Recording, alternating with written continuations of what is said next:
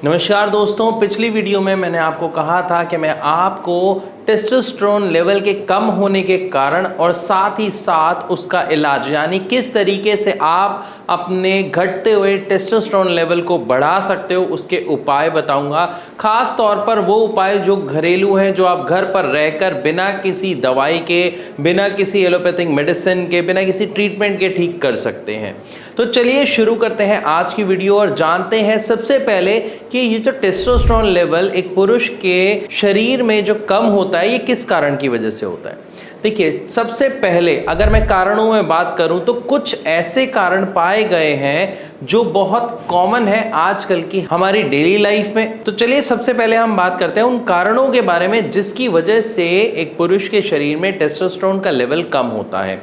अगर हम इन लक्षणों की बात करें तो सबसे पहला या ये कहा जाए मुख्य तौर पर जो कारण देखने को मिलता है उसमें होता है दो चीजों का, यानी एक होता है कॉर्टिसोल और दूसरा होता है एस्ट्रोजन। ये दोनों हमारी ही बॉडी में प्रोड्यूस होते हैं, लेकिन जब आप स्ट्रेस ज़्यादा लेते हैं, किसी भी चीज़ को लेके ज़्यादा चिंतित रहते हैं, चाहे वो ऑफिस का प्रेशर हो, जॉब का वर्क हो, जॉब ना मिलने का प्रेशर हो, यानी छोटी छोटी बातों पे भी जो आजकल लोग ज़्यादा प्रेशर ले लेते हैं, ज़्यादा स्ट्रेस लेने लग जाते हैं, उसका डायरेक्ट जो रिजल्ट है, जो असर है वो आपकी बॉडी पर पड़ता है और हमारी बॉडी में कॉर्टिसोल और एस्ट्रोजन इन दोनों का प्रोडक्शन बढ़ जाता है।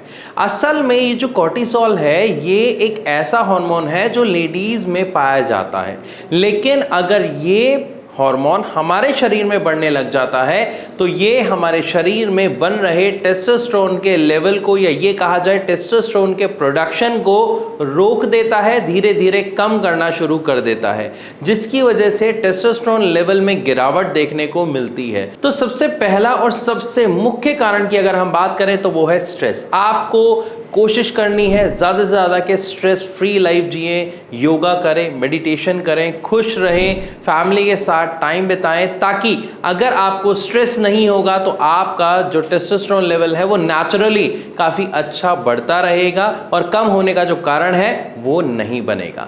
लेकिन क्या सिर्फ यही एक कारण है? तो ऐसा नहीं कहा जा सकता। इसके अलावा भी कुछ कारण देखने को मिलते हैं। अगर यहाँ पर मैं बात करूँ आपके स्मोकिंग या ड्रिंकिंग की, तो ये दोनों भी खास तौर पर देखने को मिलते हैं जो आपके टेस्टोस्टेरोन के लेवल को कहीं ना कहीं इफेक्ट करते हैं और उसको कम करने का कारण बनते हैं। तो अब तक तो हमने बात की कि किन कारणों की वजह से या किस वजह से आपके टेस्टोस्टेरोन लेवल जो है वो कम हो रहे हैं या उसकी प्रोडक्शन रुक रही है।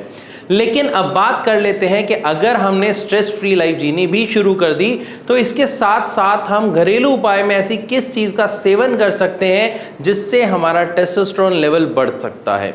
तो उसमें अगर हम बात करते हैं तो सबसे पहला आता है लहसुन, और दूसरा आता है अदरक, तीसरा शहद और चौथा नींबू। ये चार ऐसी चीज़ें देखी गई हैं जो आपके टेस्टोस्टेरोन लेवल को बूस्ट करने में, बढ़ाने में बहुत ही ज़्यादा मददगार होते हैं। लेकिन इसके अलावा भी कुछ ऐसी चीज़ें हैं जैसे जिंक और मैग्नीशियम। ये दो ऐसे तत्व हैं कि अगर आप ऐसी चीज़ों का सेवन करते हैं जिसमें मैग्नीशियम और जिंक की मात्रा काफ़ी अच्छी है तो आप देखेंगे आपका जो स्पर्म काउंट है वो भी बढ़ना शुरू हो जाएगा, आपका जो टेस्टोस्टेरोन लेवल है वो भी काफ़ी अच्छा हो जाता है। इसी के साथ साथ अगर आप विटामिन बी, विटामिन B6 और विटामिन A अगर इन तीनों का भी सेवन करते हैं, आप सभी उन चीज़ों का सेवन करते हैं जिसमें ये सारे विटामिन और सब तत्व हैं, तो आपके टेस्टोस्टेरोन लेवल जो हैं, जो कम हो रहे थे वो बढ़ना शुरू हो जाएंगे और आप एक हेल्दी लाइफ जी पाएंगे।